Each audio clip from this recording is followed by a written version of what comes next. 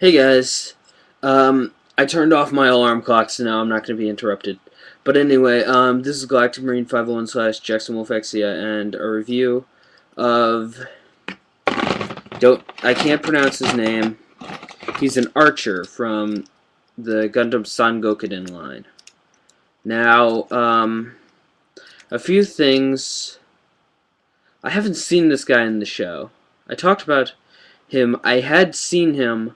I've seen him, but it was in a game, a Son Gokuden game, and I'm pretty sure, I think they exaggerated some of his skills. I mean, I just, in this time, I got interrupted by my alarm clock. Then I decided, wait, I remembered that the clip was from a game, not the show. Because I had seen the show, and I'm like, wait, this guy doesn't appear, why? So I watched the, clip, and the game had really exaggerated moves. Like Son Ken could use his sword, and it was much longer than it's supposed to be. So I was afraid that this guy was not going to be accurate, but I'm pretty sure he's probably I don't know what he is. I'm not sure. I'm not gonna guess, but I have to say that if you come into two of these, don't be ashamed to have two, because you can do some pretty wild things with them.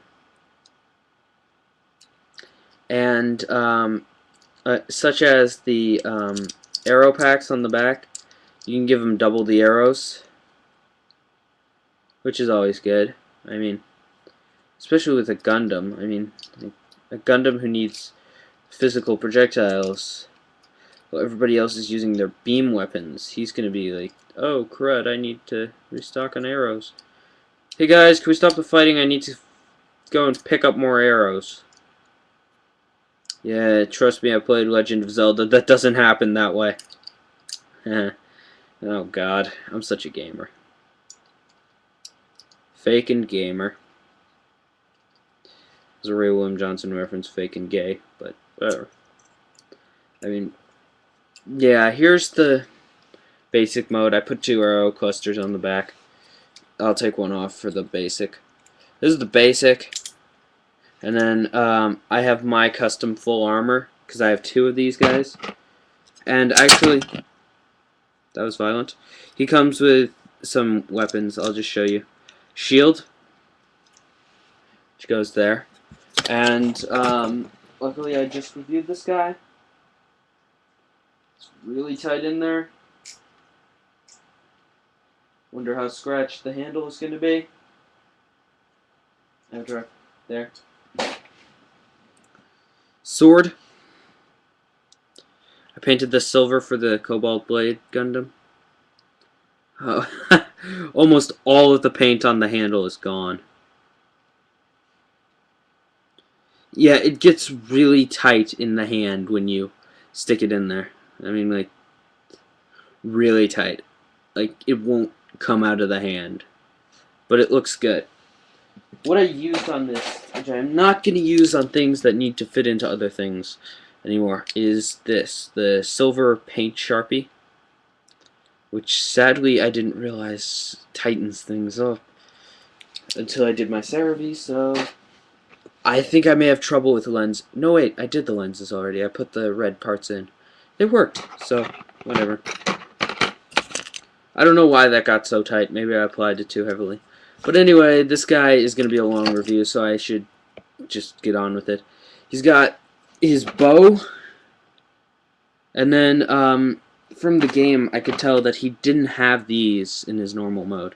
Now, I'm going to put him into his Buster mode, with the bow and the Buster configuration. First off, you take the arrows out of the arrow pack, then you take the bow, line it up like this, put an arrow on it, like this, there. Then this is I think it's called the Buster crossbow. I don't know what it's actually. I'm not sure. It was in Japanese, and I haven't seen the English subbed. I haven't seen this guy yet, but I think he looks pretty cool. I mean, I've seen him, but it was in a game thing. I don't know. I'm trying to justify whether he's this cool in the anime or not. Like, I don't know. And then you put this here to form another gun. Then you did something else. I can't remember, though. No, it was just that. I remember it was lopsided. And I think this is actually like called Dragon Bow Finisher or something. Like, there's a really cool name for it. And because apparently the beam is so powerful from this bow, or the power of this is so strong, he actually has a counterweight system for this. And he'll basically hold this thing out there, and it doesn't hold it very well because it droops because of the weight of it. He's holding basically his legs. He'll just hold it out like almost sideways. I'm pretty sure he does it like this in the game, if I remember correctly. And you really have to work on it. And I think you actually have to brace it with the other hand to get it out there properly. Like so. And I still can't get it out there perfectly.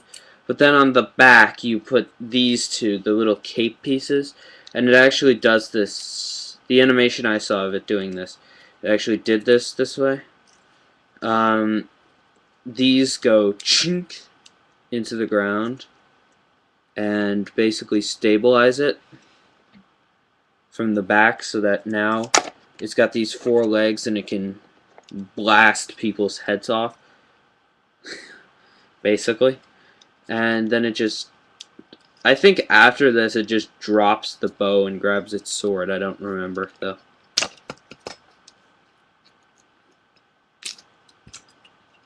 This is like its final move. It's supposed to kill people. It's supposed to like end the game. Pretty sure you have to do something serious to get this thing up there, but anyway.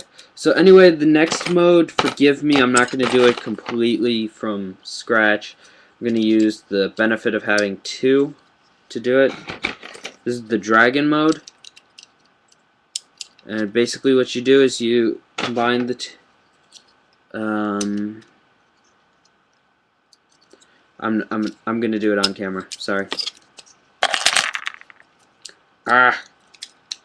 You take the backpack. This is the other backpack, by the way. You actually sock the 2 side things into these little L-shaped pegs, or the L-shaped holes, which actually make a nice design, by the way, and they're functional. Then you take the shield and put it on top here to hide the hole, like so. Then you take the wings and put them on, and behold, dragon mode. And it's got a dragon head, dragon tail. Yeah. Next mode, please. The next mode is the railgun. I think the rail bow or railgun thing version mode. I don't know. Here, there's another mode that I should show first. I believe there's an alternate combination with this thing forming into a weapon. How did this do it? God, I remember this pegged into something. Can't remember what now. There's a square peg down here. I can't remember what it plugged into. Oh, okay, here we go. Here we go. There's another way you could do the hyper launcher, which was like this. You'd have his arms straight out, then you'd attach the, I believe these to here. And I call this one Super Train because of the way that it fires. I mean, it fires like, and the fact that it's so back heavy that is the god of all back heavy Gundams. And actually this one you take the 2 little stand pieces again these, and then you plug them in except the opposite way to give it the stand, I believe. I don't have the directions, so if I'm screwing any of this up, I'm sorry. But yeah, you plug the stand pieces in, and then you can finally get this guy standing with this gigantic launcher on his butt. And you can also do this with a few other modes, I think. I think there's also, this is also the alternate way to, actually I think this is the way you stand him up with the mega bow instead of the other way, because I noticed these were a little short. Or maybe a little tall. I don't know. Here, let's see. Let's see if these match up perfectly. I'm just going to try it. Yeah, they're about perfect, so I think this is the way you do it. And the last mode, and possibly my favorite, is railgun mode. You flip the backpack upside down, and then you have these two little holes over the shoulders. There. And then this makes me want to think that it's like the X or something, but it doesn't have satellite parts. It doesn't have the satellites, but it looks but this reminds me of the of the Double X a lot. The Double X Gundam. And also the plethora of random accessories reminds me of the X of the Double X. Mostly the high grade 1 to 100. But anyway, what else you're supposed to do? You're actually also supposed to plug arrows into these slots here. And yeah. And actually this guy has a bird mode, which I'm going to try to put him into. Or no, he doesn't. No, that's another one. There. This is actually my favorite mode. This is how I have him displayed. Yeah. Now he also has what's called turret mode, I believe, in which you basically just change it up a little bit more. And the way you do that is you place these, the head and tail, there. No, wait. You use these pegs for something. Here. You take these pegs, plug the head and tail into them, I think. I'm trying to remember. It's difficult because... Yeah, here you go. Pretty sure. Or not, maybe. These what you plug into here? No. I have no idea. Okay, well, I remember you have the stand again. You have the same stand as always. I believe you put the dragon head down in the forward position in the center. Yeah, now I'm remembering a bit more. Pop the dragon head down there, and then you took the tail and you hooked it back on there and put an arrow in.